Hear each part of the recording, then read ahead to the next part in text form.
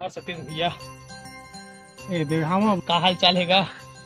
सब बढ़िया भाई है। देखावा यार, बैठे हो ठल्हा यार, का कर रही। ठीक है। बहुत खुशी की बात है भैया, मोर लड़का हो हैगा छठे के निमंत्रण देव तो ये मैं हैगा। सुंदर भाई बधाई हो, छठी के निमंत्रण दे आज मोला।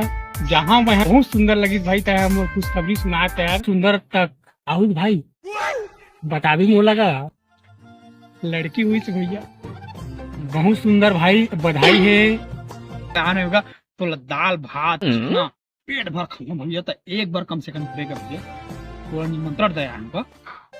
हाँ ना भाई, दाल भात असन खाना ये दुनिया में नहीं भाई। पेट भर खा के जाऊँ यार, मैं आहूँ जरूर। पक्का आबे न भैया, पक्का आवेगा। पक्का हाँ भाई, मैं पक्का हूँ, पक्का। वादा कर तो, वादा कर। पक्का वादा है। अमर भैया बोला थे यार मोला निमंत्रण दे भैया, दिल से जाओ कर घर यार। खाना वाना खा जाओ बढ़िया से, दिल से जात हूँ कर यहाँ भैया। मोला 2 दिन के पहली निमंत्रण दी से जाने छे मोला अमर भैया मेरे। अच्छा छठी कब है भाई अमर?